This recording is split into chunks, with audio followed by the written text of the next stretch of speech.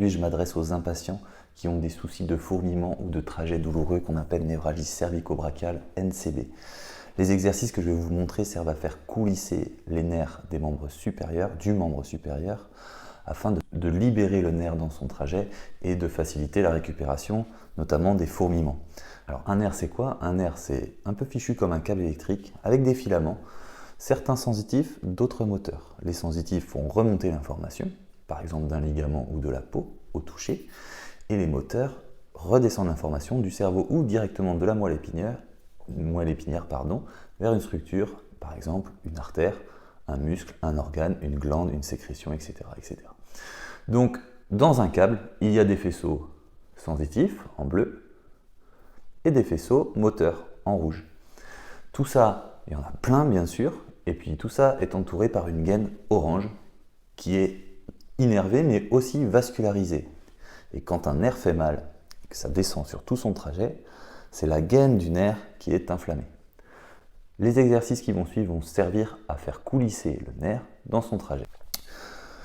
J'ai schématisé les endroits difficiles où le nerf doit coulisser. Alors c'est souvent entre un os et un ligament, puisqu'entre deux muscles, il y a quand même plus de place. Donc hop, l'idée des exercices qui vont suivre, ça va être de faire coulisser le nerf sur ces endroits-là.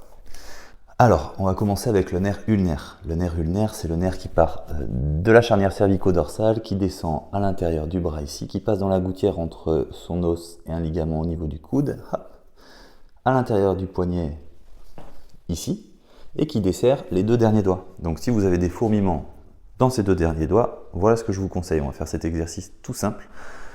Vous mettez la main à 90, ici le poignet, le coude à 90 et le bras à 90.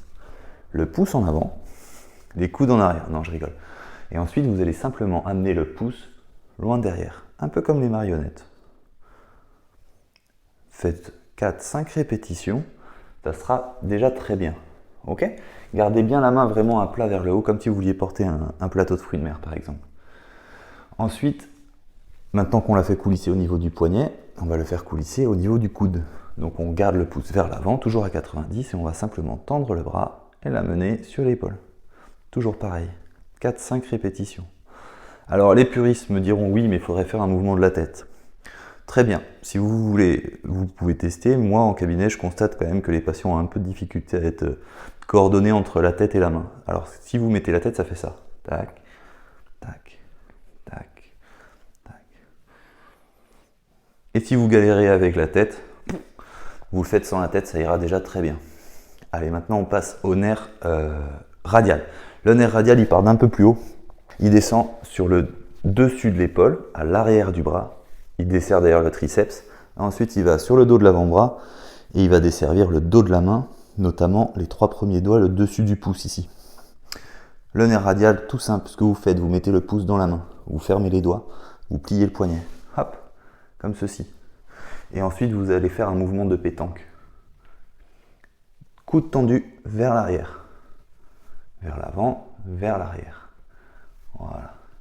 Toujours le poignet fléchi. Et alors si vous êtes chaud, on fait le mouvement de la tête avec. Donc on ramène la tête sur l'épaule droite quand on amène le coude en arrière.